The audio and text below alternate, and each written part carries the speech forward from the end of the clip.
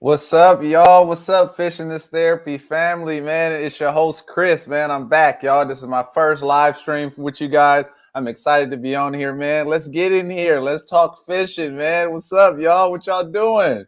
What's going on? We're going to be having a special guest come in a little bit later on.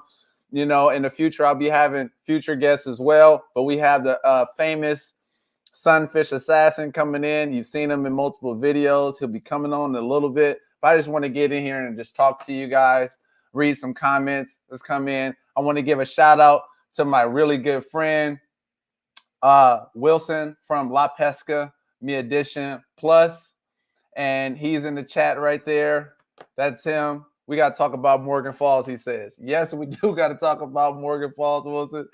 We got to get into the dam fishing, man, on kayaks. It's been very interesting doing that, right? And this is Sunfish Assassin right there. See him with the comment down there. Speaking to Wilson, we're all really good friends. We go out. We've been having some really good trips. Got really good trips, man.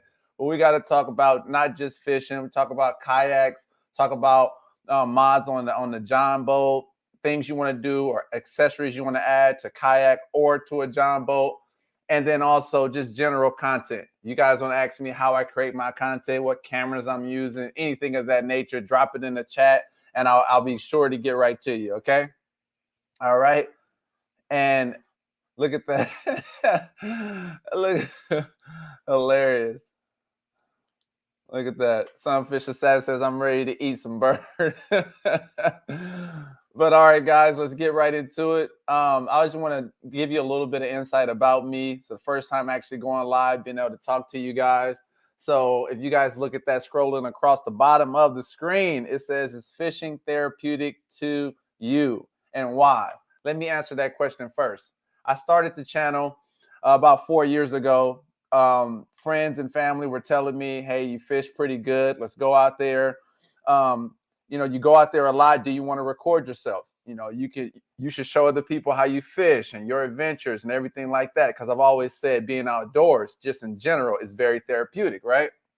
So I was thinking about it and I was like, man, I'll try, but I don't want it to take away from the fishing. Let's see if I can incorporate it in everything of that nature. So I just went out there and jumped out there. At this time, I was in California, in the Bay Area, okay? I was staying in San Leandro, and I decided to just jump out there, get a little action camera. It was called the Acaso or something of that nature. Tried it. That video is still up on my channel. It's the first video I've ever put out, and I was deep sea fishing. I went out there, paid $140, recorded it on the camera. It was so blurry. I had fingerprints all over the GoPro. Didn't notice it so after I got home because I wasn't thinking of none of that. I'm just like, record and just fish. Oh man, that was a learning experience. So I knew I had to do something pretty quick to be able to adapt to the environment of YouTube because it wasn't just about fishing. I wanted to share my experience of therapy with you guys. So for me, fishing has always been a great escape. I grew up in Oakland, California, a very, very rough area. And being able to be one of the only kids in my neighborhood to want to go out, ride a scooter. I used to put fishing poles in my backpack and just get away from the inner city and go out to the coast. And we had like a little river system right there before you got out to the Pacific Ocean.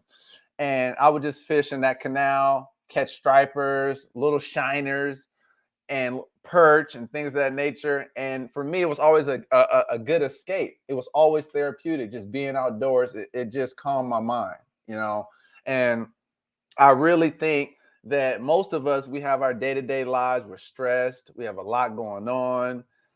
I think the key most of the time, people say, hey, get out in nature, right? But I think fishing is nature incorporated, and it's also a skill set that you develop. You learn patience, you learn how to stick with something, and you learn how big you are in the grand scheme of things. So I think fishing is therapy. It should be considered therapy. I think if you go, they recommend something for your mental health, that should be on the top of the list, second to none. Go out, get some therapy, take your family out there, enjoy some friends, get on the water, catch some good fish, and have a great time. And you'll actually forget about the difficulties that we experience in regular life with our jobs and family and different things like that. All right. So that's why fishing is therapy to me. Let me know what you guys think as well. Let's see what Corey says. He asked me a question about the John boat. Corey said, "How has the turf held up in your boat?" So it's been what, about 6 months so far, somewhere around there, coming up close to that, and it's held up great. It's held up great. I've beat it up. Man, I've dropped all type of stuff on it. I scoured it. Different experiment with different soaps to clean it. Different brushes, really hard. The sun is beating down on it. I've caught a lot of gar lately, and their teeth is tearing it up, and it still looks immaculate. So the turf is held up really well. It's one of my better investments. I love that I took the time to do it all. I was really nervous about setting up that turf because as soon as you stick it, I had the one with the 3M backing, not the one with the glue. I didn't want to worry about that. But the one with the 3M backing, as soon as you put it down, that's it. And I had a tread plate floor. So that tread plate floor has those little rises in the floor. It's not just flat. So I was really careful about acetoning it down and ventilating everything, and then landed on there. And really, I used the actual a rolling pin for like rolling dough, for bread dough. I use that to make sure I got all the air bubbles out. And to this day, no area is coming up, or not, so it's one of the best investments. And that is the Duck Camo Hydro Turf. So hopefully it answers your question, Corey. Sunfish Assassin is honest about that. I have been hard on the turf, and it's held up well. He has, right? We've dropped things on it. It's got a little bit of thing. We dropped soda and water and worms and guts and everything. So if you want hydro turf, you better get it, because I can tell you this: during this blazing summer that we're in now, but earlier, oh man, I don't know how I would have got through just touching the hot, the hot gunnels and sitting down on the seat. So oh man, I'm glad I had that. I was able to take off my shoes many days with just bare feet or with socks on the hydro turf and not worry about getting burned. So go grab you some of that hydro turf. The one I have is Duck Camo. Okay. All right, guys. Anybody got any other questions about the boats or anything of that nature? All right. Anybody want to answer a question? What kayak or boat mod accessories do you want to add to your kayak? Right? Because I got the kayak, and you guys check out my video. It's premiering tomorrow at 7 o'clock. That video will be dropping, and I'm showing you how I was out there kayaking at a dam, for multiple species in dangerous waters. It was very interesting time. But an accessory I want to add is a net. I have a net on my John boat, but I didn't bring it. But I want to have one just for the kayak, one to where it doesn't get so toothy, like where the hooks and different things don't get caught up in the hook. I have a nylon one, so the hooks, especially treble hooks, tend to get caught up in there. So I want one that's rubberized, a rubberized mesh net. That's one of the accessories I want to add to my kayak. And in the future, honestly, I'm thinking about adding a trolling motor. I got a cheap kayak. I got a Lifetime Tamarack Angler 100, and I would love to add a kayak to it, but I don't want to overdo it with too much weight. But that's something I would like to do. But I'm probably just going to upgrade a kayak, or just sell my kayak altogether and upgrade at that time. Okay, if I'm gonna go ahead and do that. All right. Let's see what you guys are saying in it. You got a 99 G3. Nice, Corey. I just bought a bunch for my 17 and a half foot boat. Okay, nice. About how many rolls did you buy? Because that's what I used, about 2.5. I bought 3 rolls, so I used about 2.5 for my 14 foot. So for a 17 foot, if you got a lot of floor area, depends on how you want your style to be. If you want it totally covered, probably need about 4 at least, right? I would say at least 4, and you'll be good with that. 4, maybe 5, just to be safe, because I did make a few errors in mine right there. Okay, so yeah, but Corey said it's a 99 G3. Yeah, 99 G3. Glenn, what's up? What's up? That's my friend right there, Glenn Robbins. What's up? How you doing? Good to see you in here. What's up? Good to see everything's going well. You're healthy. I know you've been getting out there, catching those bass, getting on your kayak as well. So Glenn, he's been with me for a long time, man. A long time. We've been talking about kayaks. When I first started modifying my kayak, when I first moved to Georgia, Glenn was one of those first people that I met, man. So yeah. Hey, Glenn asked a great question. How are the foam pads working on the roof rack? Glenn actually sent me foam pads to put on my roof rack. So if you guys check out some of my videos where I'm putting the kayak on the roof rack, those foam pads came from Glenn, and they're working amazing. I use them every time I go. It holds the kayak sturdy, and I drive far. I just went out a 2-hour drive Saturday, 2 hours back, no issues, not an issue at all, and I love them. They sturdy, works perfect. I really appreciate that. It's definitely helped my roof rack from getting scarred up and everything in there. So really, I thank you. I really appreciate that. Oh yeah. Okay, Corey. You said you got 8. Nice. That's way more. That's exactly because you probably got a big wide one. Would you say how 17 and a half foot boat? Okay. And it's a 99 G. Yeah, so you probably gonna need that. You probably gonna do the sidewalls and everything. So that makes a lot of sense. What you're saying. I even used some of mine on before I switched my trolling over. I put it on my cool foot.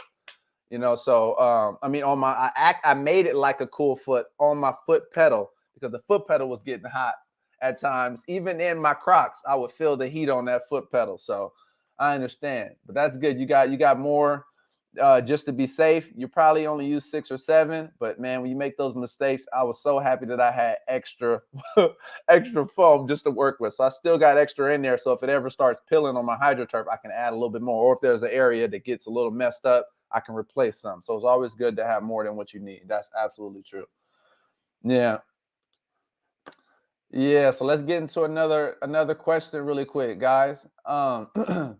What do you think? Those who have a kayak, those who have a boat, or for those people who have, in general, for those people who fish from the shore, what do you think is one of your best accessories or mods, things that you use? You could have modified a bait bucket when you're fishing from the shore, something on your kayak, and things of that nature. What do you think is your best mod for your kayak or John boat? For me, my best mod on my kayak is, I would say, I used it the other day in the dam. When we're fishing in really turbulent water, it's called the brush gripper. It grips the brush. You're able to clip it on to something and it holds you there. So sometimes I'm like holding the wall, paddling my kayak. With this one, it grips the wall and it ties off to your kayak. And that's one of my favorite ones on my kayak that keeps me stable. I love how I'm able to add the Velcro to my lid. And then I add it also to my tackle box. So my plain old tackle storage, I have Velcro under there so I can stick that to that and it doesn't slide around in there. And I can keep all my gear in a small plano right in front of me. That's one of my favorites. And when I had my fish finder on there, that was one of my favorites at the time as well. So yeah. Sunfish Assassin says my cold bag. My cold bag is one of, yep. And I agree. I see that too. That's really good when you're catching a lot of panfish, a lot of brim. You're able to have your waters on there, your drinks. You can have your worms on there, and you can put your fish in there without dumping them in the cooler, worrying about them getting out. So I'm quickly starting to fall in love with a cold bag. Due to the Sunfish Assassin, I went and bought me one from Walmart. It's a nice size cooler bag. Man, that thing works wonders, and it helps me port fish because you can't put a big cooler down there. You know how many gar we've bent and put in a cold bag? So Sunfish Assassin, I definitely agree with you on that one, guys. You'll be seeing him coming up pretty soon as well in the future. But yeah, guys, man, I'm so excited to be on here with you all. I hope everyone's doing well, everyone's healthy. I know it's been a lot going on. But guys, man, this is a time to relax. This is a therapeutic conversation, man. Let's talk about fishing, man. What do you guys think about the fall?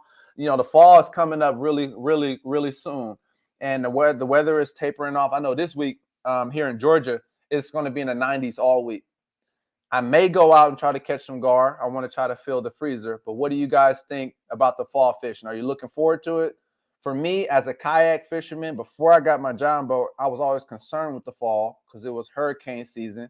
It would rain, and I would have a challenge trying to get the right day to go, if that makes sense, for safety wise. Like I would look at the weather, say it's a chance of showers, but then the wind is 13 miles an hour, 15 miles an hour, and I'm on Lake Allatoona.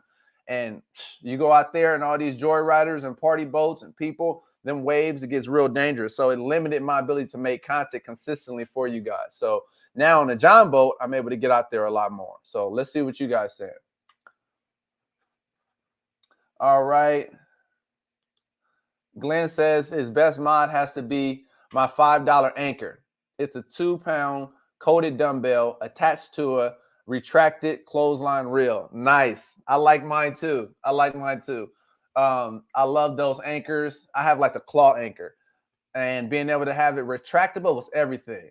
So I saw that from, I forget the YouTube channel's name, but I saw that on his channel. I was able to modify it to fit my needs and, you know, do a few things to it. But I like that. I use paracord in mine. I think I use 200-pound or something of that nature, 500-pound paracord of something really, really strong, but the diameter was really small. So I really enjoyed doing that. So yeah.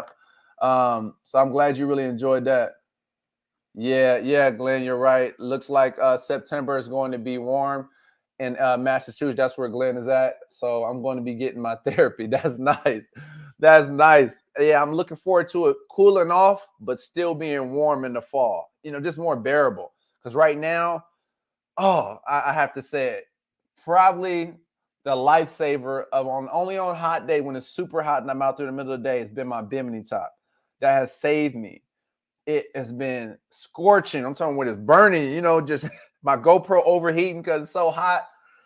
So I love that. I love that bimini top, but I'm looking forward to it just cooling off, just being able to just really stay out all day, you know, just scour for fish without just getting ran off the water by the heat because it is draining. You won't be as exhausted like that. So in Massachusetts, Glenn, I know you're going to enjoy that.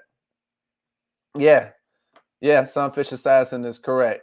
Yeah. He has Sunfish Assassin says he has a 10-pound dumbbell for his anchor weight. And he says fishing is getting better every day for the next 2 months. And that's exactly the truth. Every time we go fishing, it's getting much better.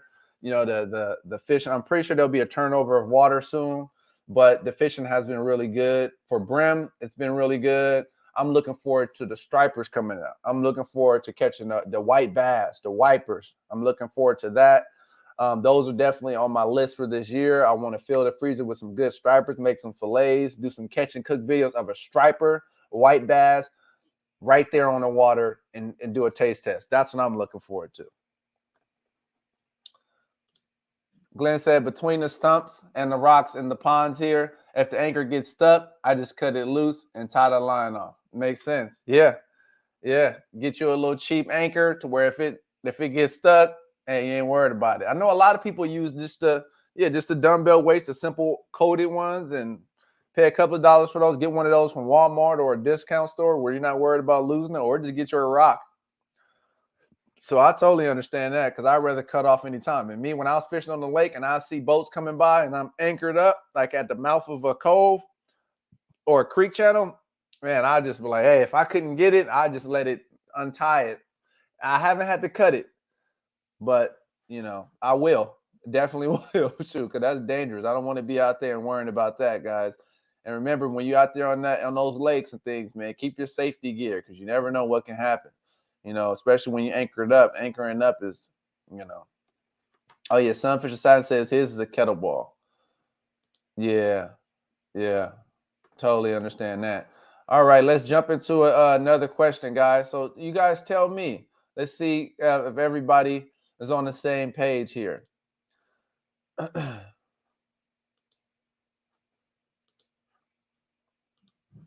All right, let's see here. Let me ask you guys a quick question. It's scrolling by on the bottom. I'm gonna put it up right at the top for you.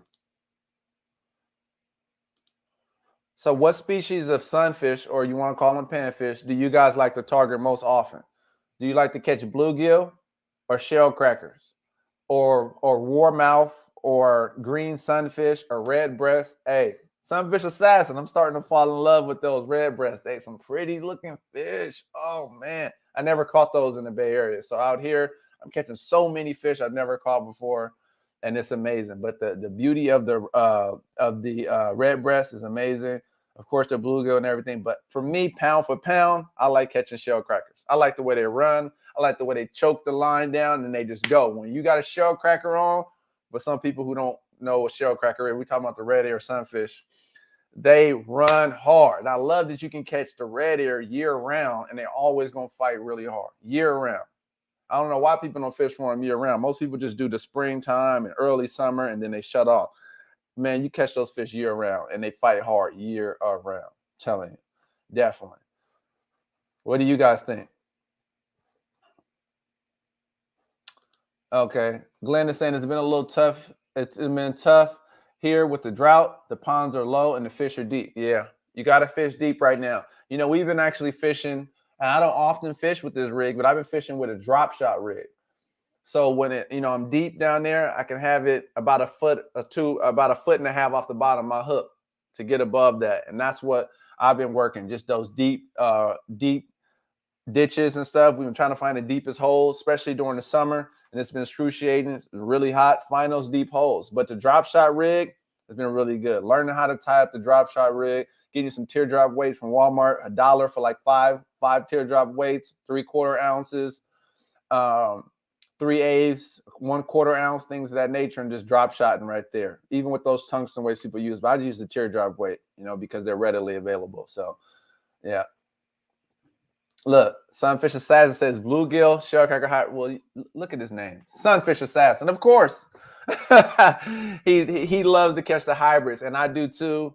Man, we fished at a pond, and man, I love the color of those shellcracker hybrids, those bluegill shellcracker hybrids, and it's amazing. And they chunky, they're thicker. Like they have the beautiful colors of the bluegill with the shellcracker mix, but they have the density and the aggression of the bluegill mix. It's like, you know, people mix breeds of dogs. They're amazing, and they fight really hard. So I'm liking those. Oh yeah, Glenn, you're right. Crappies, especially on an ultra light. I got my Mr. Crappie rod, and I think I got 4-pound line on it. So on 4-pound line, that's super enjoyable to catch on there. And I've been trying to get more comfortable with jigs, but it's something about being able to throw a crappie minnow out there and just watch that bobber go underneath. You throw it next to that tree, watch it go underneath and trying to fight him out of the tree. I love that. So that's another thing. I haven't done much of that this year though. Especially in the summer. I don't really crappie fish and during the summer. Hold on, guys, 1 second.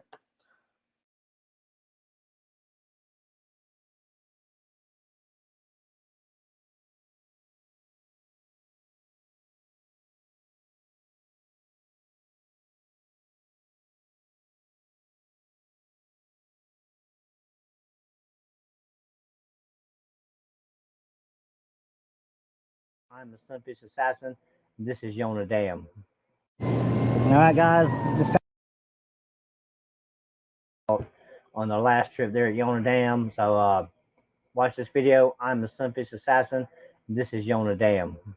All right, guys. The siren's going off. I got to get back to the boat ramp.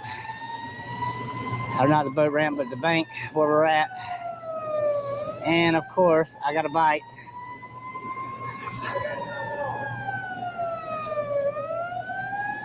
Bucket.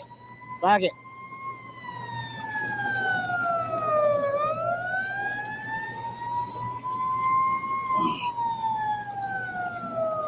All right. But look at the Sunfish Assassin. Look at me trying to get away over there. I'm trying to get away. You gotta, when that alarm goes off, you gotta run. Guys, so we've been doing some really extreme kayak. I'm going. I'm gonna leave anyway after this. Yeah, I'm ready to go too. Damn it. Damn it. Wilson from La Pesca Me Edition Plus is asking how many people here, right here is from Georgia. Come on, guys. How many of us is from Georgia right now? Don't break my rod. All right, I'm not originally from Georgia. I just reside in Georgia right now. I'm originally from California. I want to go this way. Okay. But I love Georgia. I've always visited the South. So look at George with that nice fish right there. Let's take a look at it for a second. Oh,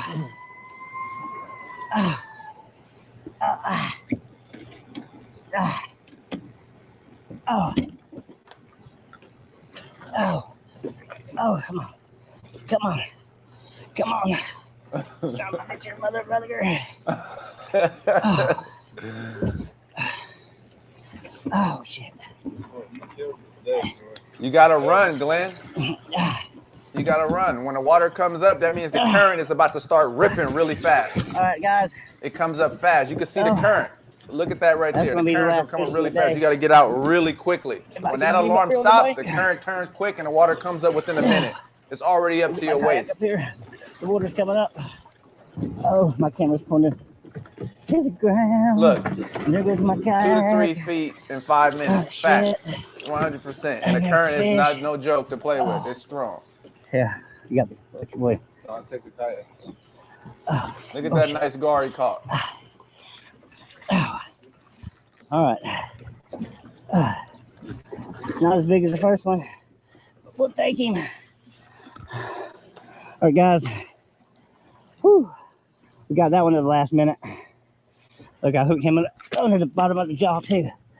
Oh, there we go. All right, guys. Whew. I'm gonna cut this off. We got to get everything loaded up. That was a good one. Sunfish Assassin, that was a good one. All right, guys. So I'm going fishing again on Saturday. And we did go again. Sunfish Assassin, guys, has some really, really good content. Head over to his channel. That's his symbol right there, man. Getting to 1,000 subscribers as soon as possible, guys. Really good guy. He even has a little bass in his tank right now. He catches multiple species. And, man, this guy catches fish, okay? He catches fish. No joke, all right? So go ahead and check him out. I hope you guys really enjoy his content, the Sunfish Assassin, okay? And then I want to show you guys another channel in just 1 second, okay? I want to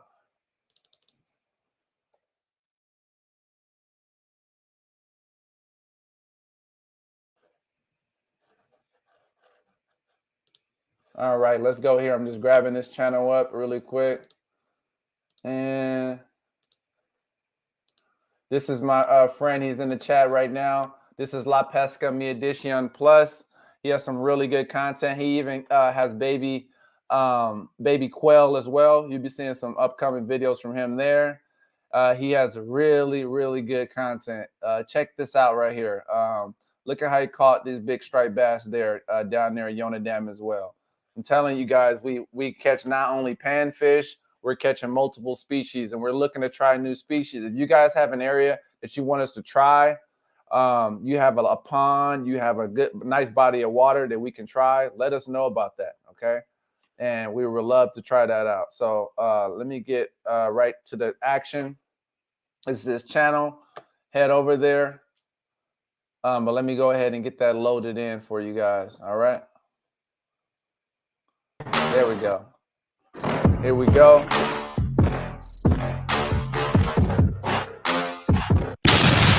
Look at that. La Pesca Mi Edition Plus. All right. Ok, guys, ya llegamos al río. Vamos a estar pescando allá arriba, pero más tarde nos vamos a venir aquí abajo a pescar aquí un poquito, acá en los lados donde están los árboles. Entonces, ahorita está muy alto el nivel del agua. Look how he's fishing out there. Watch how he sets the pole right there. Look how he go catch it. Fish on. I miss it. Check out his channel, guys. La Pesca Mi Edition Plus. Fish on, señores. Get him to 500 subscribers, guys. Really good guy. Some really good content. I think you guys will really enjoy what you see there. No. But keep checking him out. Look at that. They're catching wipers down there. Really cool. Yeah, I think it's striper. Oh no, you're hot. Yeah, Sunfish Assassin is right there too. Dip it over. Go over. Go this way. See, he's asking, can we do a fishing tournament or something? Yeah, we can. Let's do a tournament. Spotter? I'm down for that. Walleye? I'm down for a tournament. Let's get that going. No, it's not a striper. Yeah. Fish on. Yes, sir. Let's get that therapy. I know it was not striper. Well, that's a pretty good channel. Woohoo! Man, I want to catch a wiper.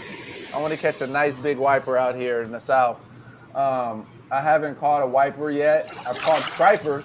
I've caught white bass, but I haven't been able to catch a wiper. So I definitely want to do that this year. That'll be really nice. And I want to catch a nice one, a nice 8-pounder, 5-pounder, something nice like that. And I want to try to catch it on an ultralight setup if I can, just for the fun of it. Swimming baits. Hemos estado usando rattle traps y bueno, yo usé ahorita la umbrella. Tuve 2 mordidas, pero Se me escapó uno, el otro solo llegó a Look at morder that. y pues no enganchó. Everybody know Ahorita voy about a that estar white usando un fluke, fluke man. con un jig y pues vamos a ver qué tal. Everybody knows about that fluke. Yeah, we'll just drop his link in the chat. Let me try to grab his link to his channel. Oh, look. Fish on, señores, fish on.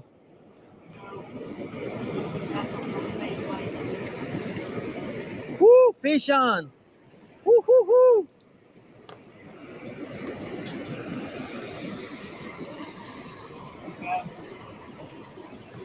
Wow. That's some really good fishing Spotter right there, bass. guys. You guys got to get into that type of fishing. I don't trust feel me. like a striper. Watch out, watch out. I mean, they were hitting back to back that day right there. Want to keep it? Huh? You want it? I got two. I'm good. Oh, I got one. Oh! Chain pickerel! Chain pickerel! He got off. No, George! George! This is Wilson. Chain pickerel! That's a big one. Yeah! Yeah.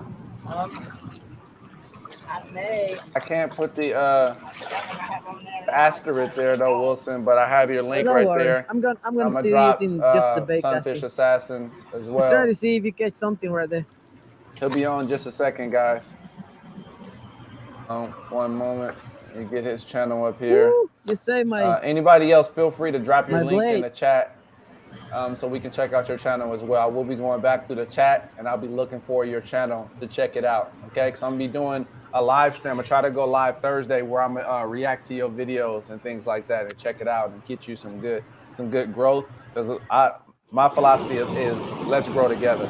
We all want to grow. Let's grow together. I don't have any issue with sharing that, react to people's videos, giving you any feedback if you want that, because I think it's all, it's something we should all do on a regular basis, just sharing out and letting everyone know about one another. Okay. So let me go ahead and get that in here as well.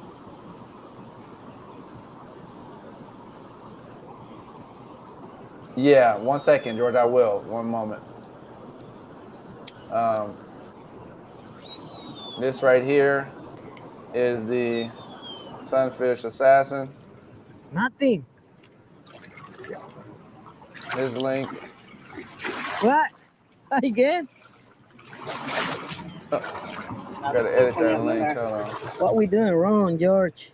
Hold on. I don't like it.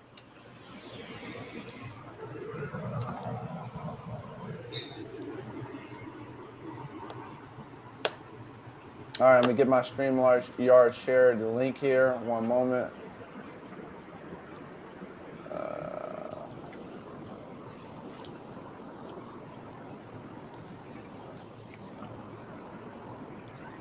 Awesome. Thanks, Glenn. Glenn is a really good guy. He's a really good viewer. Thanks for subscribing to both of their channels, Sunfish Assassin and La Pesca Me Edition Plus. That's awesome. Thanks, Glenn.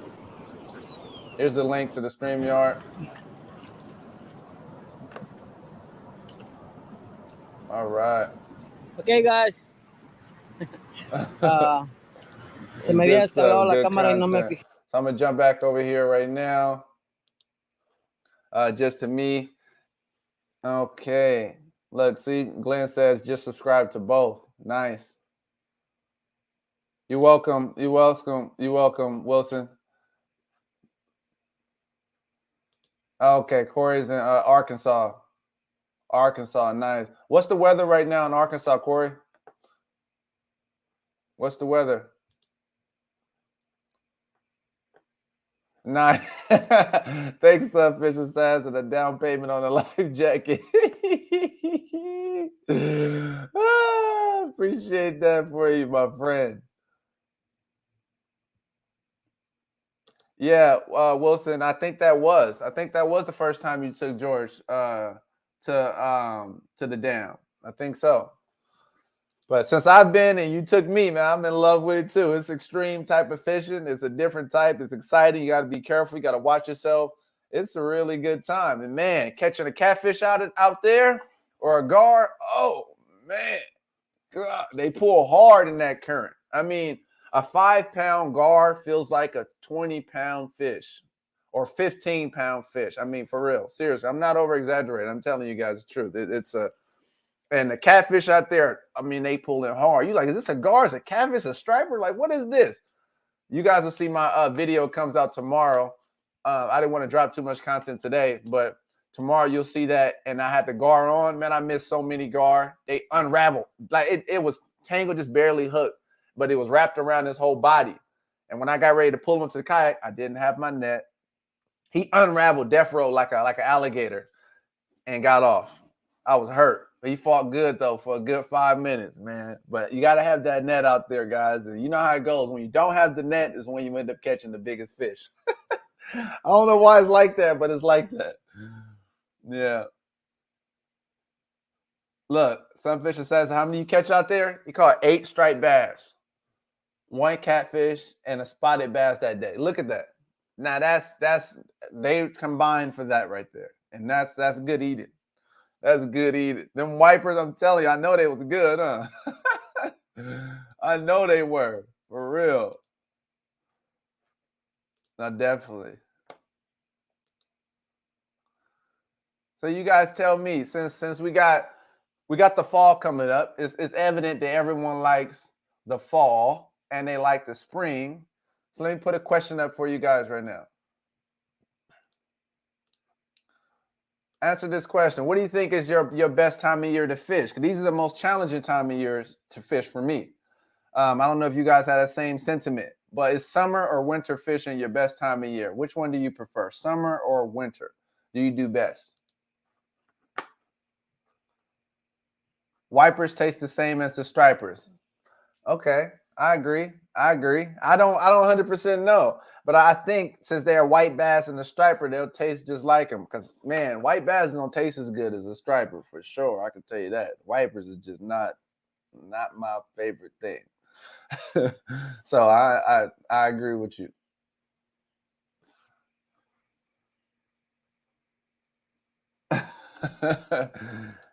Yeah. Yeah, I want to catch a wiper though. So what's the best time of year for you guys? Summer or winter for your fishing? My favorite time, I'm gonna have to go with winter. Summer, I love. I can wear shorts in it. No, I'm on the fence, guys. I'm on the fence. Summer, I've had a good summer this year. It's been hot, but since I've got turned on to gar fishing, oh man, that's some good fishing right there. Wilson said it though. Look, Sunfish Assassin said, I have to go with winter white bass fishing for the win. I had to go winter white bass. Oh, yeah, but look, y'all. Okay, look, we got Wilson saying the same thing. La Pesca Mi Edition Plus. I love winter fishing in the Coosa too. I do, y'all. I mean, it's so fun with the double jig, the crappie rigs. It's fun. I guess I'm only saying that because right now it's still basically summer, and the way those gar fight in the summer, man, they come up to the top and chasing them down. I don't know. No. Look, Glenn has a different perspective. Glenn says summer because he doesn't ice fish. It's too cold and he's too old for that. I understand you for real. I totally understand you on that one. Totally agree. You know, for real.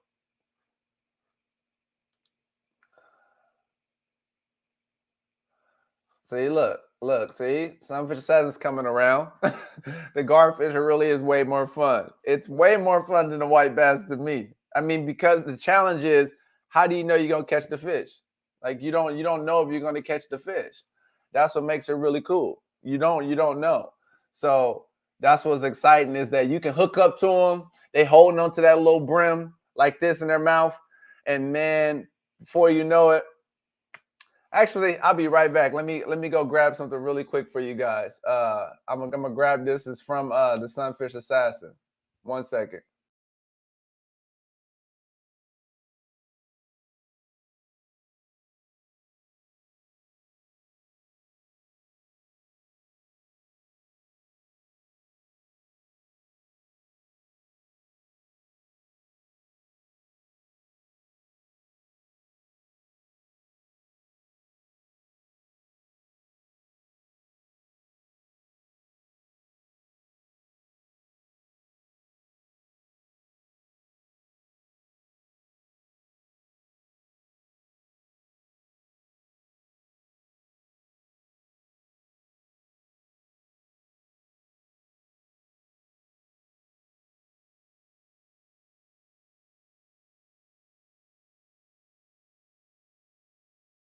method today, hookless. All right, guys. So, but right now, I'm in a little small cove right now. In addition to this, you always have to be prepared for multiple options. See what happens. I'm gonna catch some small bluegill. Use those as cut bait. Okay. So let's start off with some cut bait. Once we get on that cut bait right now, because I'm seeing some gar jumping, that's what I'm looking at right now. I'm seeing some gar in this cove already. Let's try to cut bait. I'm gonna do it on one rig. I'm gonna have a bobber rig, and then the other rig, I'm gonna have this one. So I'm gonna be tossing out a lure and also just letting All that right, y'all, just I'm bait back. fishing with the Look cut at bait. this. Okay, so let's get to it, guys. Without further ado, let's get into that Look therapy at that. bud.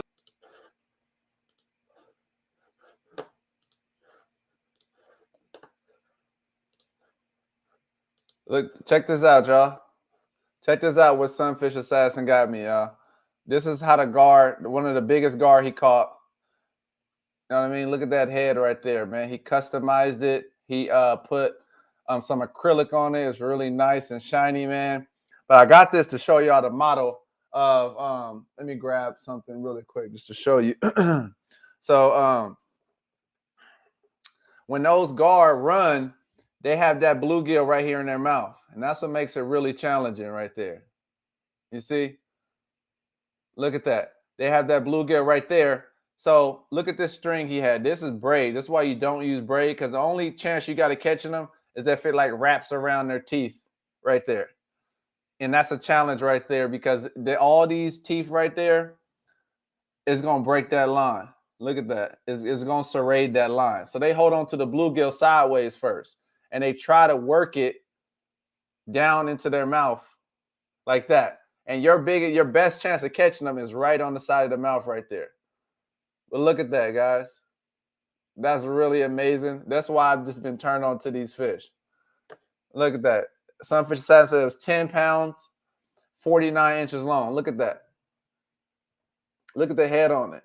That's a dinosaur right there for y'all. Look at that. Look at Glenn's reaction to that. Look, I'm telling you, huge, y'all. Got this for my birthday from him.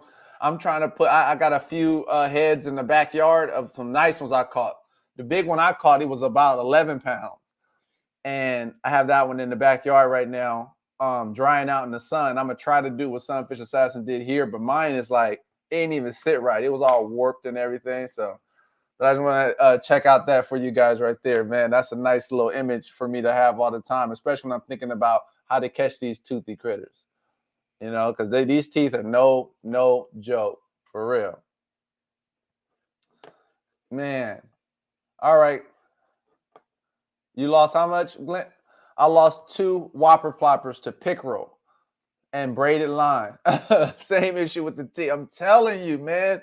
With that braided line, I like it. I love it. I just, look, Sunfish Assassin, I don't want to admit it, but he had me go back to mono because I had braid and I was just doing the leader of 25-pound mono, you know, but the thing was taking me so long. So I'm tying the swivel on, I'm tying them, I'm cutting the line out and I'm tying the hooks. I'm doing all this. It's taking so long. But then sometimes I would break off. You get stuck in the rocks. And after that, I would go back. And when I would try to, I was like, man, I don't feel like retying, like putting the leader on because the fish biting.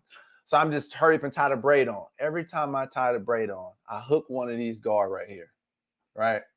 And when I hook one of these gar, I'm afraid to turn them because I know it's going to just rub across the teeth and eventually to it serrates it. This is like little knives. So, man, I ended up going with all mono. Right now we fishing with about 14-pound mono. And that's been working out really good. Only thing is the reason why I didn't catch a lot of them as my last trip is because I didn't have a net. And trying to let them tow you back to the shore is you're going to have a very low success rate when you get into some big fish. Oh, Glenn, this must be a heck of a fight. It is. I'm telling you, it's a heck of a fight. For real. No joke. Like and then imagine in the current. Can you imagine just standing in the current? It's pushing you, and you got to really brace and cast your line. Now imagine the gar get in there, and they aerodynamic like this, and they able to just go against the current, and it's hard to turn them. Even if you have mono, they can break it off.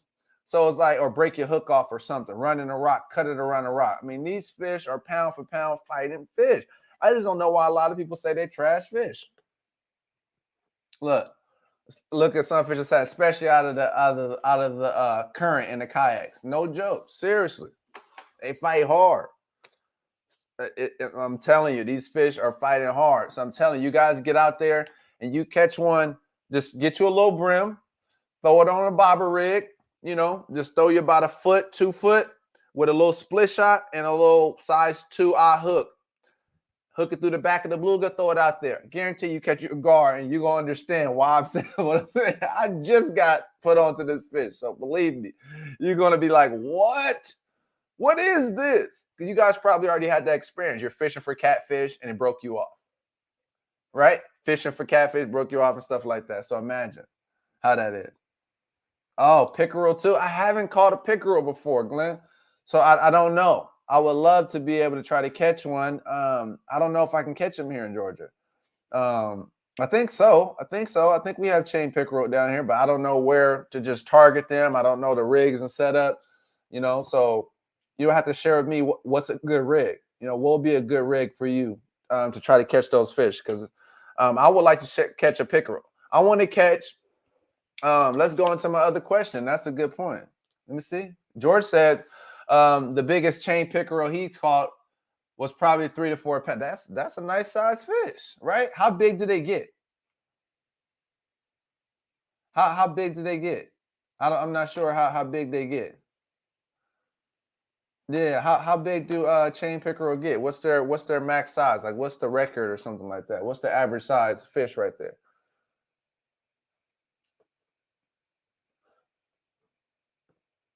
They hit on anything? They seem to hit on anything, Glenn? Anything like worms, or lures, or what do you think about that? Because that's what I think would be a good one to target. If you're saying they hit on anything, we can try to catch them. Like, are they bottom dwelling fish? Or they like the walleye?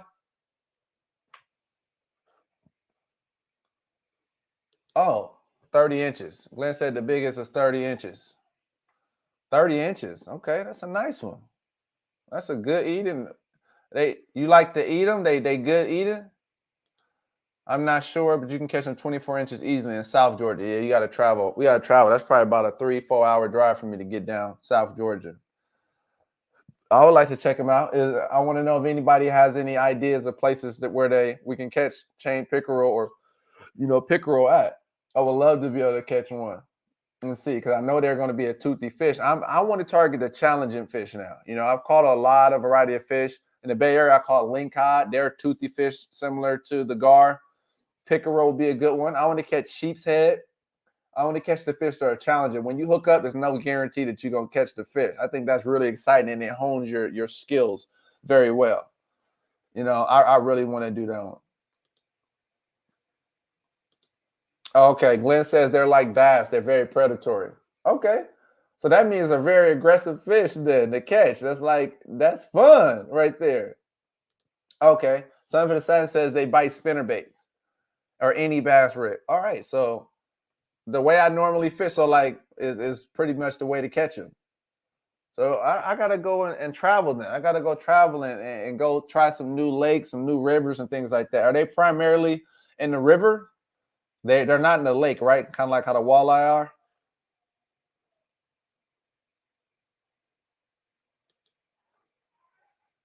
Oh, Glenn says not good eating. They got lots of small bones. Oh yeah. Hmm. Could you fry them hard enough to where you're not worried about the bones, kind of like a bluegill, so people don't eat them? You never tried them, or you don't think they taste well, or it's just the bones that's cause a lot of stress? What do you think? Chain pickerel in Georgia hit red anything. Okay, nice.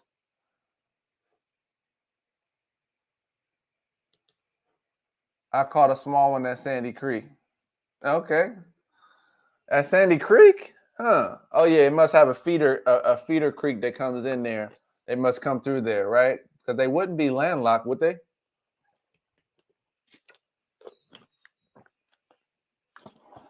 Yeah, it wouldn't make sense for them to be landlocked.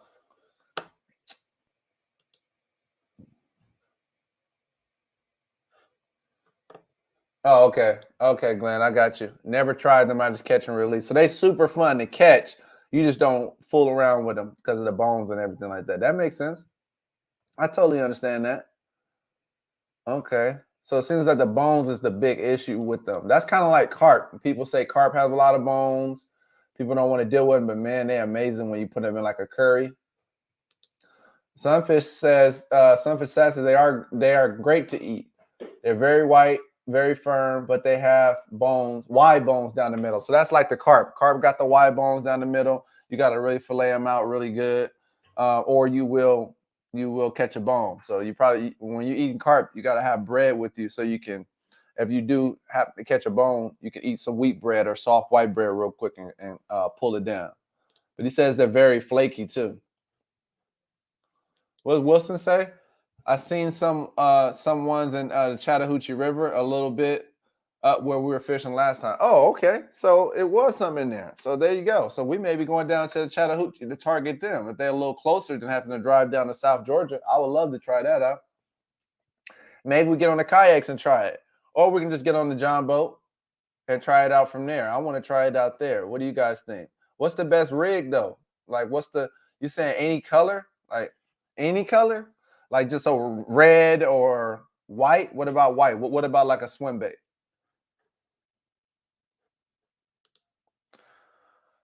Besides, I grew up in a Catholic household, so I've eaten enough fish to last a life. I understand you on that one, Glenn. For real, you had enough fish. Yeah, for me though, Glenn, whether you know it or not, I'm pescatarian, so I don't eat red meat most of the time. But I will, on occasion, have duck or like quail. I'll have that on occasions, but primarily my diet is pescatarian. I only eat fish or shellfish like crab. I eat shrimp, oysters, things of that nature. So pretty much any other seafoods I do eat. I just stay away from the red meat and like chicken and stuff. But that's just my diet. I transitioned that way for my daughter's health and everything like that, and it also helped me as well. So now it's become a thing. It's been about 6 years in that, but hey.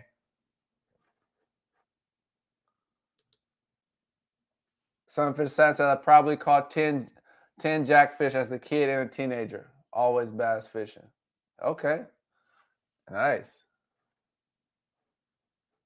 Watermelon pearl, plastic, worms, and baits. Okay, watermelon pearl. Huh. I haven't seen that before. Watermelon pearl. Have I? And okay, no, that's a good one right there. I'm gonna try that right there. So that means you can just easily catch them on worms and everything like that. So you using a drop shot when you catching them, or you just reeling in, like just throwing like a bass rod. You just reeling in a slow reel, or you like bouncing it off the bottom the way you would do a worm. Is that how you're gonna be doing it? Oh, jackfish are chain pickerel in Georgia. Oh, okay. Oh, okay. So that's what they call them. Okay, that's like the name. So that's like a red ear sunfish being called a shell cracker. Yeah, that makes a lot of sense.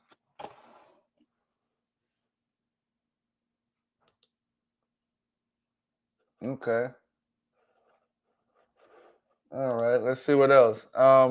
So since we're talking about this, what are your you guys' best?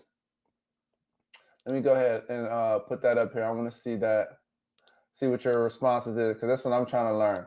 What's your best budget rod and reels? So if you're going for pickerel, if you're going for catfish, you're going for gar, like what type of rigs you looking for? You looking for loose? You looking for ugly sticks? You just looking for the ugly stick combo with the Shakespeare on it? What you doing? You spending a lot of money? You spending $100? What's budget to you? Like, what's your favorite rods? I like to rock with ugly sticks. Um, okay, Glenn, he likes to mix it up with the retrieve. Oh yeah, we know Sunfish Assassin. He loved them loose combos. Love him a loose combo for sure. I definitely know that. Yeah.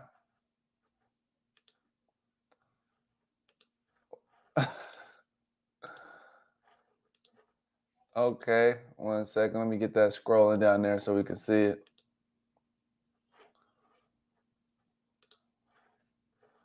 All right, so I could be able to get you guys comments in here and see that. Yeah, guys, share out the stream. Hopefully you guys enjoying the conversation. I look forward to talking to many of you guys pretty soon. You know, and anybody who's got a YouTube channel, you know, you can share their links with me and things like that. I will check them out. That'd be really cool.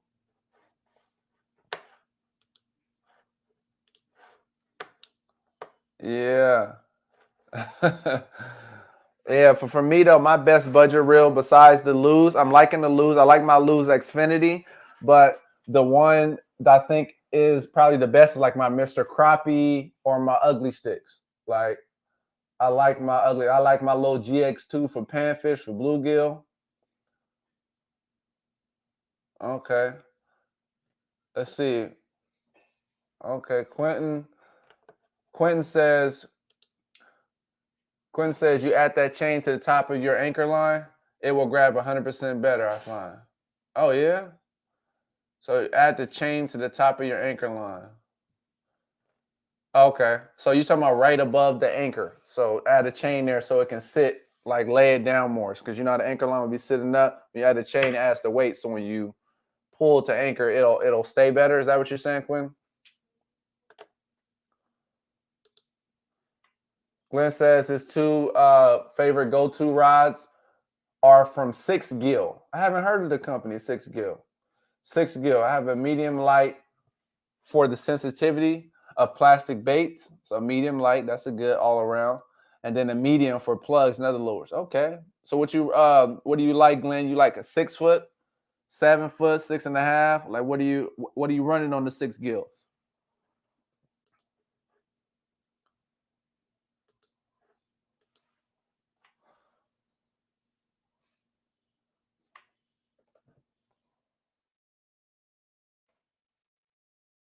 Lose combo versus ugly stick.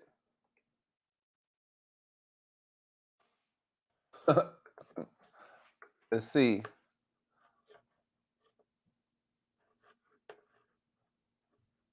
Okay. Glenn says the only rod I use are Mitchell 300s. I mean, only reels he uses are Mitchell 300s and 308s for his ultralights. That's nice. Yeah. Yeah, I like the Shakespeare reels. I like my Black Max. I recently got that. But I really like the Penn Pursuit line. Penn Pursuit 2.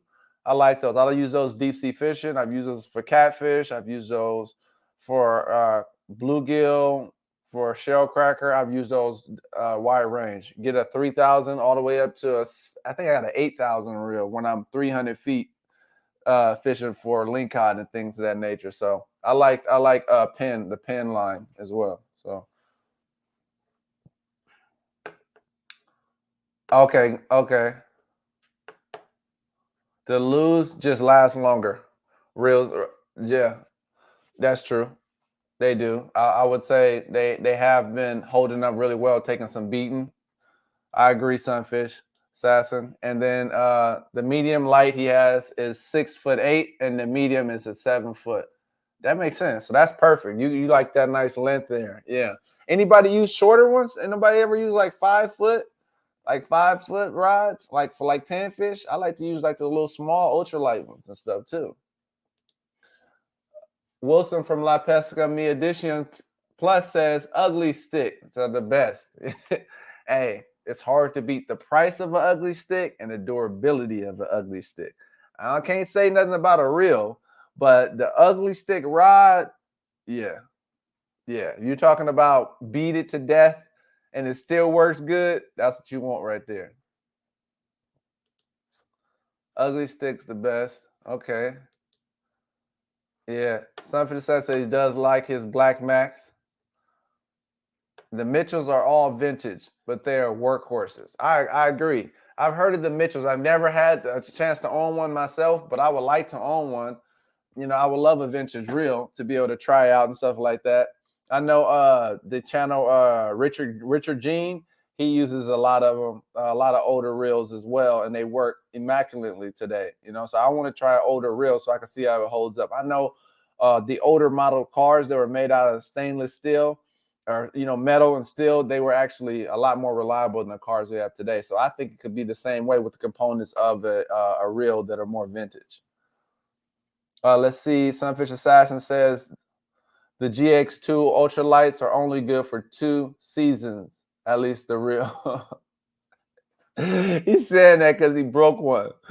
Hey, I had mine for 5 years plus, easy. I didn't beat it up and still using it. The video y'all gonna see coming out tomorrow, I beat it up. So I gotta push back on the GX2. Leave my GX2 alone. My ultralights are Daiwa Apollo 5.5 rod. Okay, nice. You got the Daiwas. Okay. That's all I was saying. I didn't see no Daiwa in here. There we go. Okay. Quentin says he was referring back to the anchor. Yeah, onto the top of the anchor. Okay. Yeah, it will make it lay and the chain will move, but the anchor stays in the spot as the boat moves for passing waves. Less yanking on the anchor makes it stick. Okay. Nice. Yeah, I need to do that. I haven't done that. I don't know why. I just going to get a length of chain and put it on there. I just haven't done it, but I think I need to do that. On my John boat, I have the trolling motor now where I can spot lock, but I still have my anchors underneath my deck just in case I really want to anchor up and not have to worry about running the trolling motor. So I think I'll add chains to that. I'll put that on my list for things to add on there. That'll be really good, so I don't have to worry about it dragging, especially when I'm in like the rivers or something like that in fast flowing waters. Thanks for that, Quentin. I appreciate that.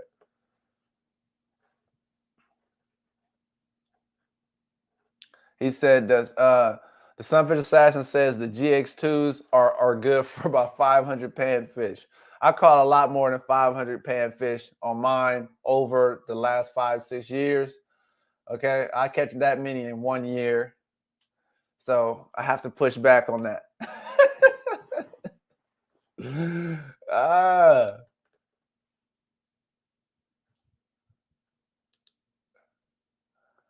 Glenn says you guys will laugh at the reels I have for backup and parts.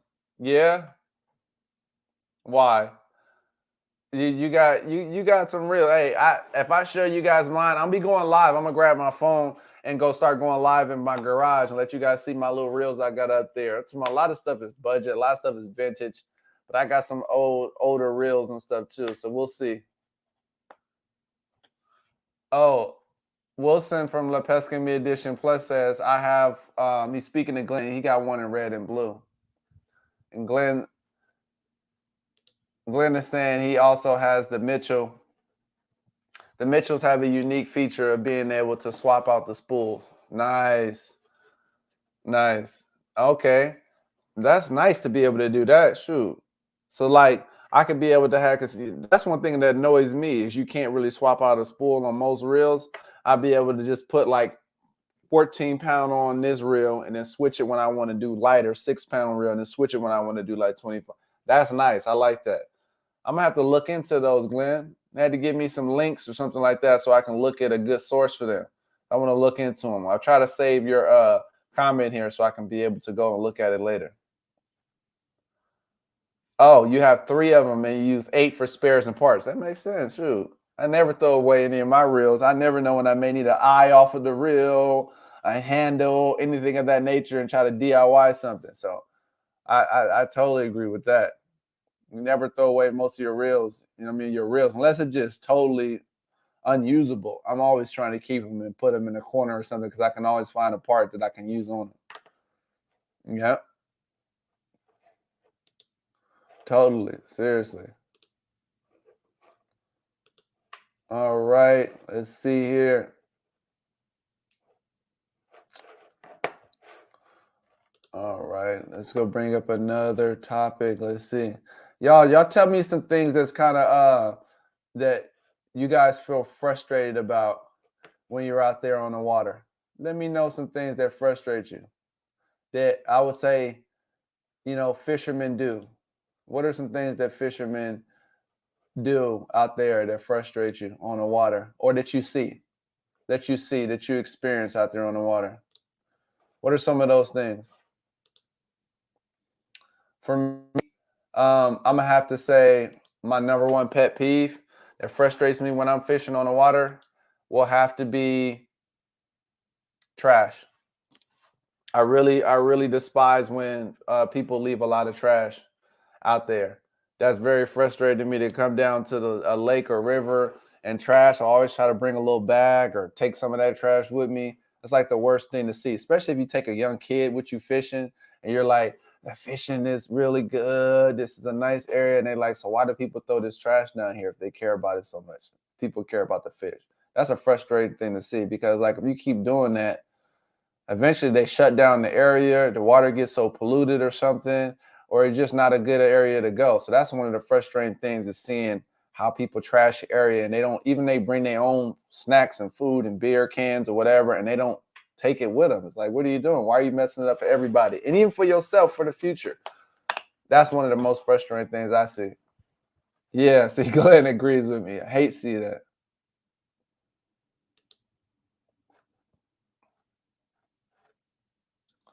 Yeah, see, I hate seeing the trash.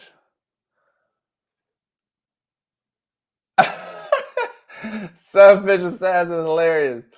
Damn Eddie that keeps sending me in circles at Yona Dam. I cuss 500 times. I'm telling you, it's sending me in circles too. I was out there dizzy. Like, come on, man. Paddling with one hand, with the rod in the other hand. I know what you mean. That is a frustrating thing. What about when somebody comes down and you catching them, you catching some good fish in the area and somebody comes down and casts right in your spot? Cast right there by you like you don't exist. What about that? How you feel about how you react to that? Is that frustrating or what?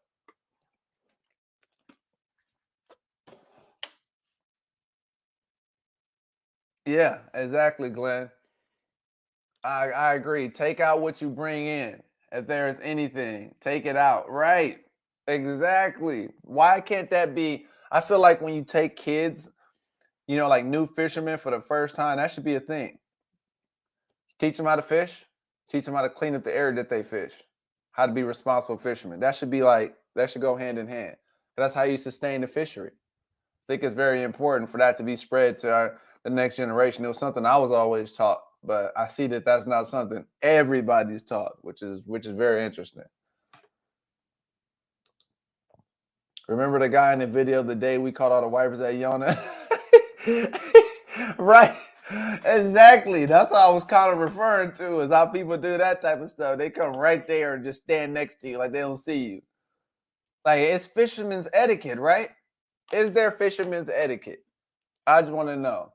Let me ask that question. Huh? Is there rules to fishing? Like what is that? It's not etiquette when we fishing? Uh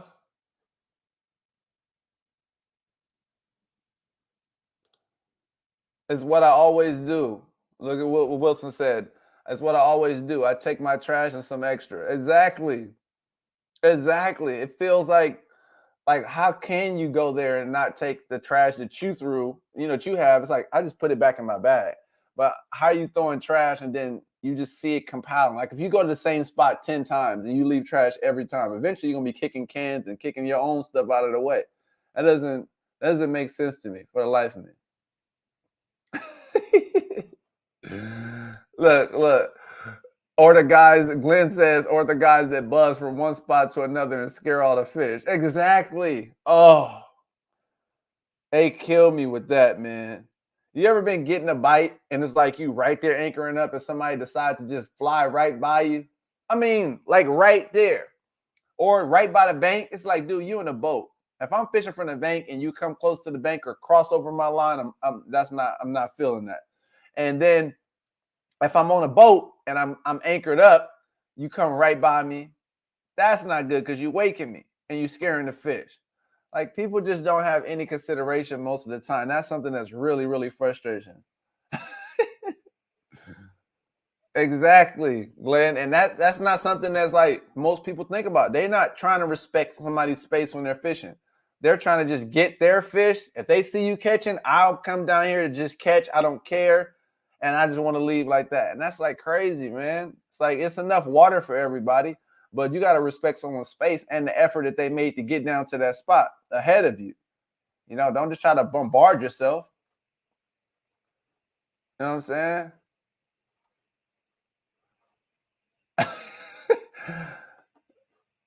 Look, Sunfish said, yeah, 2-ounce sinkers to jet skiers. For real. Throw out throw out a 2-ounce sinker, hit them in the head. They be killing me on them jet skis, for real.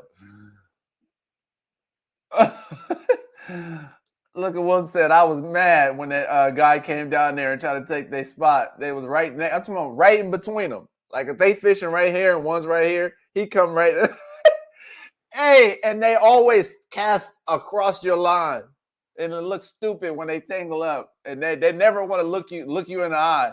They just keep reeling like this. You looking at the side of their head, they just keep reeling.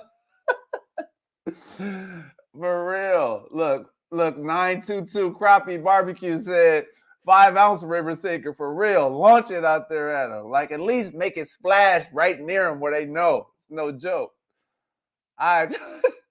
Seriously, man. Look, he said I was almost hitting his head with my lead. Hey, that's some frustrating stuff, man. Like, why isn't those rules? I feel like, what is that thing? I saw it, man, on YouTube recently. It's called fisherman's harassment. It's a law where if you got somebody coming by you and they're trying to like wake you, they're trying to make you move from the spot, they're talking about you can't fish here, or you know, they're just bothering you or something like that. You know how people come and they're activists, you can't kill the fish, whatever. You know, that's called fisherman harassment. You can harass fishermen. We have a license to fish, and that's a thing right now. You can actually be persecuted for that.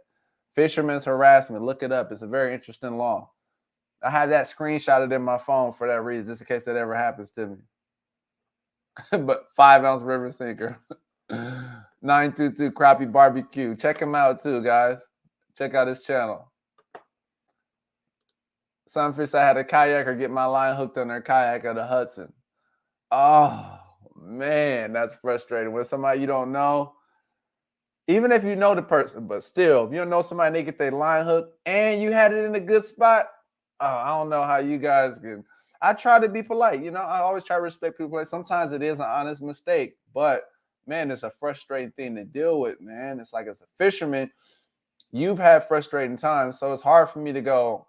I usually think those people are rookies or they're not very experienced to do things like that, because anybody who's fished for some time, they know how frustrating that is. If they're fishing from the bank, you know how frustrating it is when boats come by or people come by next to you. If you're on a kayak, you know how frustrating it is to paddle past somebody or someone ties up your line. If you're on a boat, you know that. So it's like when someone does that, it's just either blatantly inconsiderate or they just don't care. You know what I mean? Or they really trying to annoy you to make you move out of the area.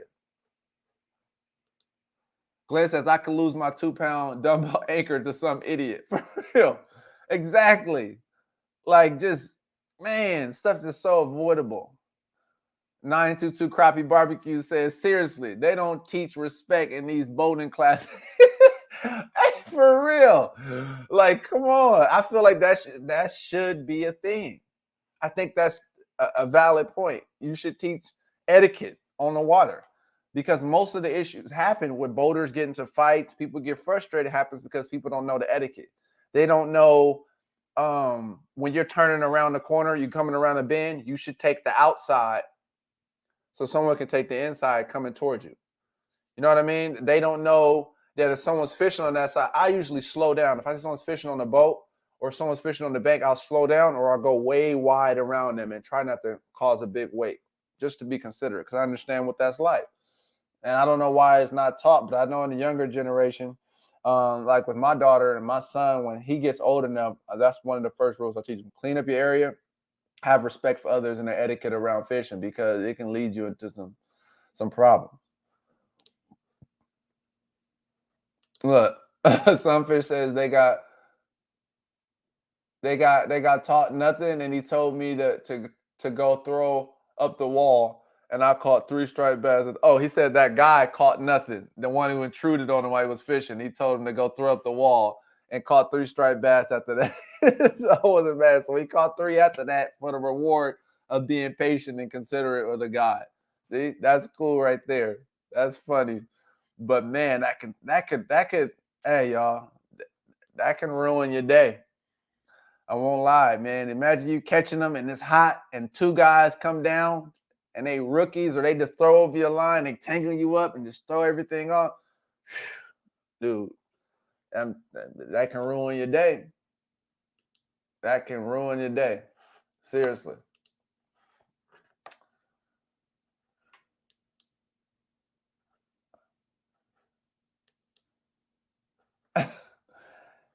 Yeah.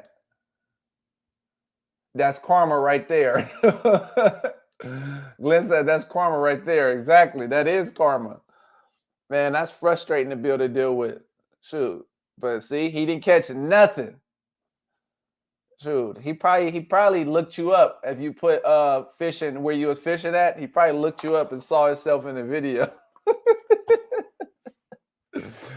For real. Wilson from La Pesca Mi Edition Plus says, but remember, he's talking to George. It was not the only spot. He was casting right there. But when you started using the bucktail, you caught the stripers. Right. See? He was casting in the same spot. Sometimes people just frustrated. They hating. They not catching nothing. They see you catching, and they come over to that spot, and that's what they try to do. I think that happens a lot more than what you think. 922 Crappie Barbecue said, I have a 22-foot sunken tune. I have a 22-foot sunken tune. Love it when jetties try to buzz me. Oh, so he got a nice sized boat. I just fire up the Yama just under the water and light up. That roof's got some force behind it. Hilarious. No, that's how you deal with them right there, man. I totally get you on that. That's a frustrating thing. But you got a big boat, so you ain't got to worry about a lot of things when you're out there, and not being wake too much. I'm only on a 14. See, I'm on a 14-foot, 48 inches wide. So for me, it'll rock me around. My boat's pretty stable, with 3 people on there. It's pretty stable, but it's still, man, people do stuff like that, especially on the boat, man. That's a little frustrating for me. Like, we both got boats. You can go anywhere you want to, but you can come that close to me. Like, come on. That's crazy. That's crazy. What's some other things that frustrate you guys? Like, what's something that hey, one of my top pet peeves, me and Sunfish Assassin talk about this all the time. How you can never do this on purpose. When you trying to hurry up and rush, or you just bring it in your line, and then your weight and your hook tangle around your lines, like just craziest tangle that you could never do on purpose. That's a frustrating thing to me, to just take so much time. What do you guys think about that? Like, just tangles. Or when you really you spool a line you newly spool a line, and then when you throw it out there, it just bird nest out. Even on the spinning reel. That's crazy. 922 Crappie Barbecue says, I got one that size for creeks and jugging. Oh, okay. So you do jugging. Man, I want to get into jugging. What's a good places to start? Like, just on the general lake? You just do it on your lakes, or you like to do it on the rivers, or how do you like to jug?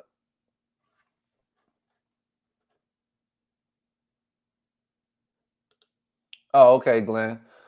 He said, luckily, most of the ponds I fish are dangerous for big boats. Yeah, so you don't have to worry about too much of that. Yeah.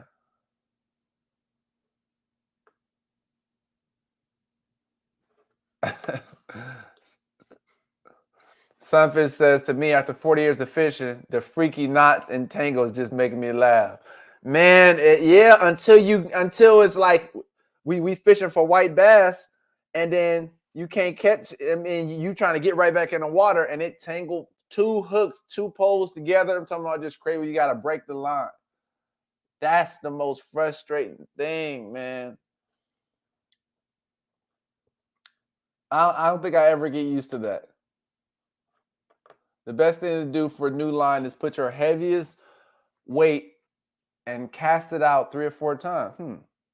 Okay, I think that's a good strategy. I heard of a strategy. I've only done it a handful of times where when your line's doing that, you don't put a weight on it.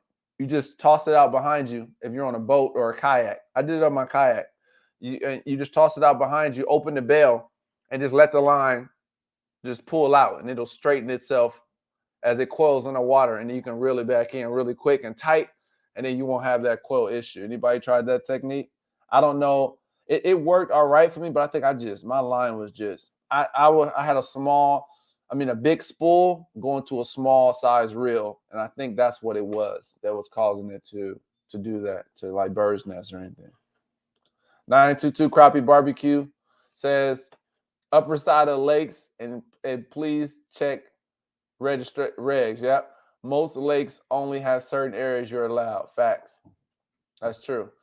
I saw a couple times in my local lake here. I saw people doing the jugging and stuff, but I just saw them as I passed by them. I was just, being careful not to run over them with my motor. So, yeah, but I want to get into that. I think that would be fun.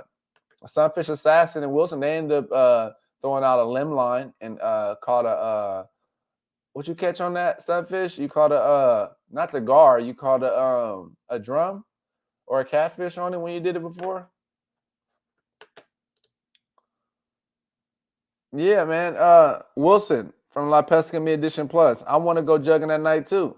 Like I've been saying this to Sunfish Assassin. Let's go at night. I wanted to go crappie fishing at night at like Lake Lanier or something. I got the green light. I just haven't used it yet. I want to go crappie fishing at night, set some jugs at night, and then check them in the morning. Or check them at night if we run around, if we're not the crappie and stuff aren't biting. But I want to do night fishing really soon. I want to go for catfish and everything. And if we can get to a good area where we have good reception, I want to go live there too.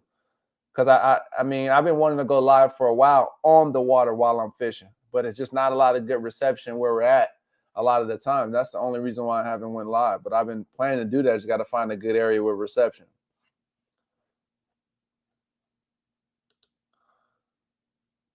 Sunfish says, I've caught my line 3 times at Yona Dam because we tangle. Yeah. Yeah.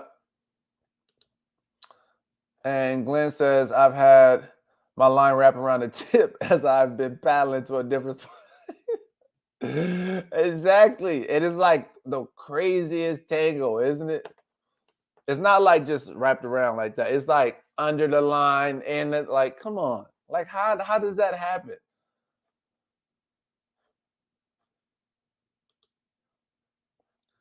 Yeah, that's a good question. I posted right here, Wilson. Do you need a special fishing permit for jugging? I don't know. That's what I'm saying. I've never got into it. 922 Crappie Barbecue says, Sunfish says you just need a fishing license.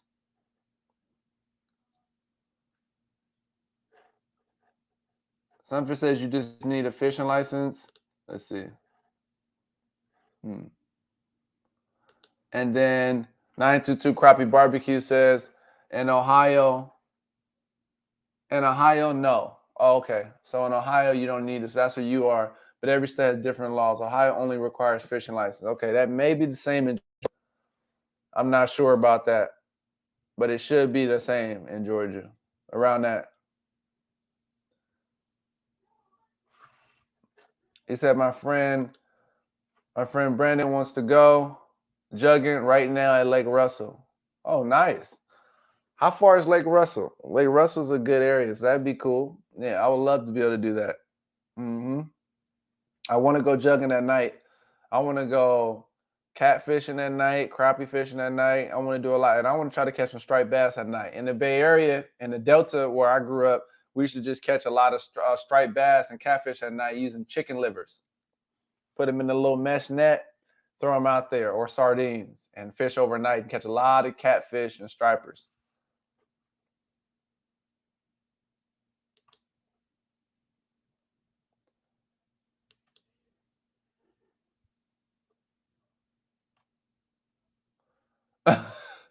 Like trying to undo my grandmother's knitting.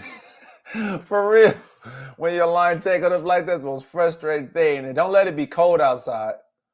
If it's cold outside where your hands you can barely feel the fingertips, you have a hard time out there. I have to check the Massachusetts laws on that on jugging too. Yeah.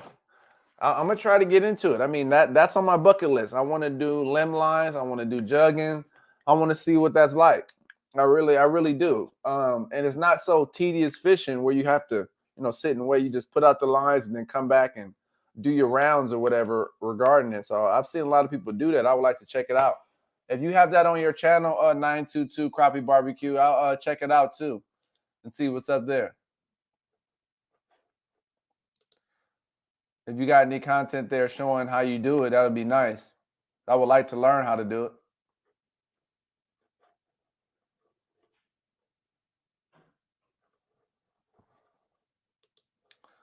All right, guys, we're going to move to another question I have to ask you. I want you guys to let me know a blooper or a funny moment when fishing. I'm going to share mine first. I told Sunfish Assassin I was going to share this. You guys better not laugh at me. I don't want to see any smiley face emojis down in there. Okay? But last year, we were fishing on Lake Allatoona up here, and it was dead of winter. I think it was probably December, maybe December or January. And I hadn't had my boat too long. But we go down one of the longest ramps that was open. And the issue with ramps is that when it's really cold outside, people don't tend to, when you pull out of a lake with your boat, you should stop right as you pull out of the water and let the trailer drain off. So the water can drain off. So when you drive up the ramp, the water doesn't trail up there and freeze, which causes slick surface, and then all the other boats that come down, they're going to slide and have struggle going down and struggle going up. So I thought people had did that at that point. So I went down, I'm reversing down. It's a little bit slick. Man, I get down to the ramp to my boat sliding back. I'm like, oh, I'm worried. Finally got it to stop right at the base of the ramp, a little bit less than the base. I jump out of the car. I jump out of the car, and George and his son is standing right there next to the car as I'm reversing down. I jump out, dude. As quick as my feet hit the ground, all you saw was my feet. I was looking at my feet in the air like this. I was looking at them. I landed so hard on my back, and the thing that made it worse is that I landed flat on my back, almost knocked the wind out of me, and I slid down the ramp. I was grabbing the ramp. The ice. I was grabbing the ice on the ramp to stop myself from sliding down the ramp. I was so upset I wasn't recording it, because I would put it on my channel for you guys to see one of my bloopers. That's another thing I'm gonna start doing, is recording the bloopers. But dude, I hit so hard in the sound, and they was laughing at me. Look how he's laughing at me. Okay, 922 Crappie Barbecue. Your channel not even running yet. Okay, when it is, I definitely support your channel. All right, just shoot me a link and I'll go over there and support it. Alexander, he said Alexander laughed. That's his son, and talked about it for a month. Yeah, I know. He brought it up multiple times. Like, yeah, you see your feet there? Like, yeah, hilarious.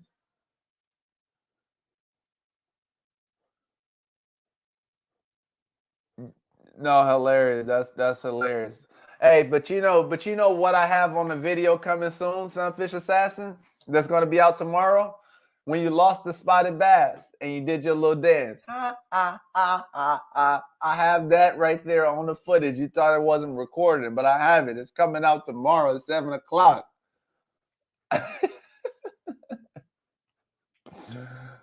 Yeah, I got you there.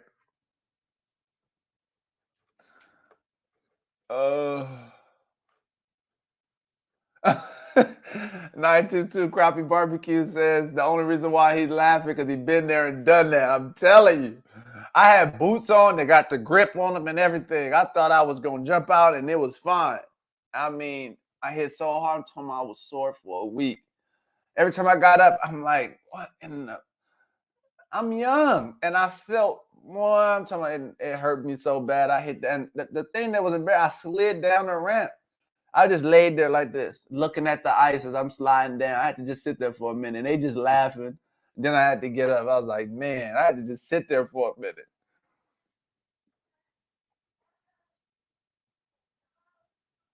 Yeah, that's true, Sunfish. I'm always real when we fish. That's true. It is. He got a great character. It's always a good time fishing with him, guys. And I think when you guys check out his channel too, you're gonna really like his content. He has a great personality, but it's hilarious. He cracks me up. When he lost that fish, he took it very well. For me, I probably would have. He did a little. Okay, move on. I was like, okay, you took that well. So yeah. Definitely a great personality to fish with, Sunfish Assassin, and Wilson as well from La Pesca Me Edition Plus. But guys, I would love to meet up with a lot of people, man, and get out there and do some really good fishing. Some really good fishing.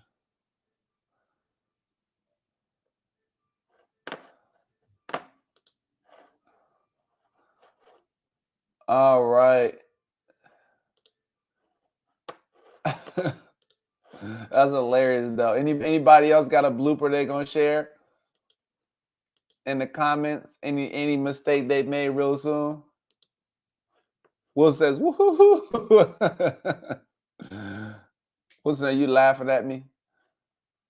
Are you laughing at me, sir?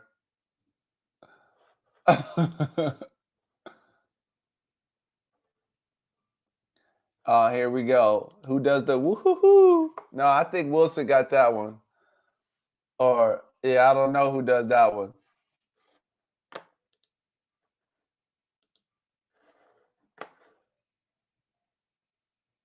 Glenn says, if I could only film my friend when we fish. He got a kayak about 6 months after I got mine. I showed him how I rigged mine and how I kept everything secure. He loses stuff every time he goes out. Man, on my kayak, I got everything lanyarded. I have a lanyard for everything because I am not trying to lose anything. I'm not trying to lose it. So you got to have those lanyards and how to secure everything down because, man, that's the worst day, especially on a kayak, trying to flip it over and get everything. And if you lose your rods, man, that's the end of your day right there. That's you're going to be hurt for a little while. He always loses stuff, though, Glenn. Hilarious. 92 Crappies, I will look for some good vids for you on jugging. Thank you. I appreciate it. I really do. I really do. I really want to get into it and make sure I'm doing it right. But I'm gonna check my local laws to make sure I'm in the right in what lakes and rivers or wherever I can do it at. So I'll make sure we're in compliance. We don't want to deal with the fishing game. I threw my rod and reel in the water at Sandy Creek on the cast with several people watching. And yes, I got the woohoo from Wilson. It's contagious. For real, it is contagious. But man, you throw your rod and reel, you know the thing when you make mistakes, which we all do, when there's other people that don't fish like that, they looking at you like he must be a rookie. It's like they looking at you as if it doesn't happen. It's gonna happen to the best of us all the time. Definitely. I threw my rod and reel. Hey, I lost my ugly stick just the other day. I cast it out. I guess all I know is I looked back at my kayak and my ugly stick, and it was in the water, y'all, at the dam. Hopefully, I go back down there one of these days and I find it. But I lost my reel just this past Saturday, my rod and reel, and that was embarrassing. But the thing is, I didn't know how I lost it. I think maybe when I was casting over my head, but who knows?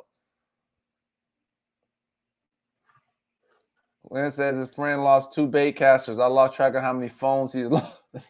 Our last trip, he reached to get something, fell out of the kayak. Goodness. Yeah, he need a much wider, stabler kayak if he gonna keep falling like that, especially if it's getting cold. He gonna have to do something about that. It was a pistol grip one-handed. Wow. Man. Threw it one-handed and it flew out your hand. Wilson making fun of me. Hilarious.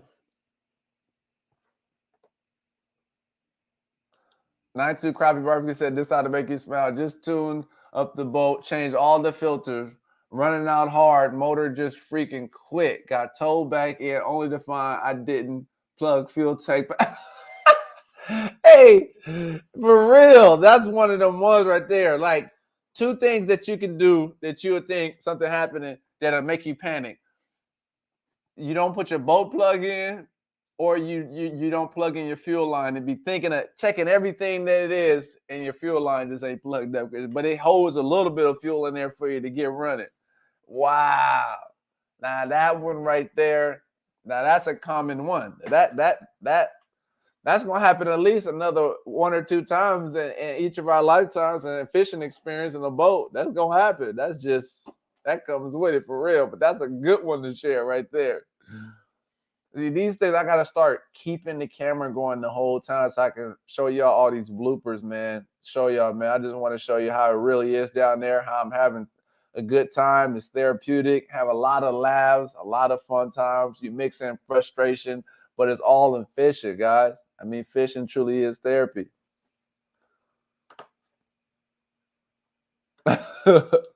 Wilson says, woohoo, never failed on my videos. That is 100% accurate. Definitely.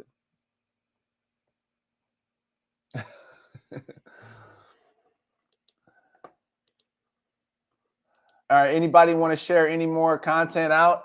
I'm going to be getting off live in about 5 minutes, and I'll be back on, guys. I'm going to be back on Thursday. I'm going to try to get on Thursday at 6 o'clock for about 2 hours or so, and at that time, I'll be sharing out people's channel, reviewing your channel, reacting to content, and anybody you want to share any of their content, let's grow together. Let's keep growing each other's channels. Sharing, liking, comments, guys. Share this stream to your friends, to your family, things like that, guys. And let's really create a community in here to where we're able to come in here, let off some steam, talk some crap, laugh at one another, and just continue to grow in our techniques and skills and things like that. So I really enjoyed this, guys. This is my first live stream, and it's the first of many, many more. Thank you, everyone who came in. 922 Crappie Barbecue, Sunfish Assassin, Glenn, La Pesca Me Edition Plus, which is Wilson. Thank you all for coming in here, guys. Anybody else I didn't mention, thanks for stopping by. And guys, we're going to be doing this very, very, very, very soon, okay? But has anybody got any questions as I close? Any remarks you want to make, guys? I'll just sit here and I'll read that out to you and answer them. Thanks, Sunfish Assassin. Say you did an awesome job. 92 Crappie Barbecue say it was my brother. I knew what was wrong with it. Hilarious. All right, Glenn, I'll catch you later, all right? I'll see you on Thursday if you're able to get on at that time, man. But it's always been a good time having a conversation with you. I really appreciate it. Tight lines.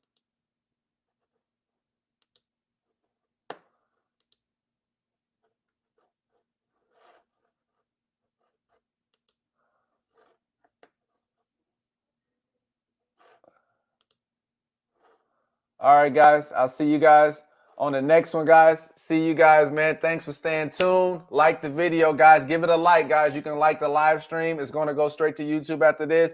Post it, guys. I really appreciate everything that you guys have said, everything you contributed, guys. I see you guys on another episode of Fishing Is Therapy. Get that therapy, boy. Peace, y'all.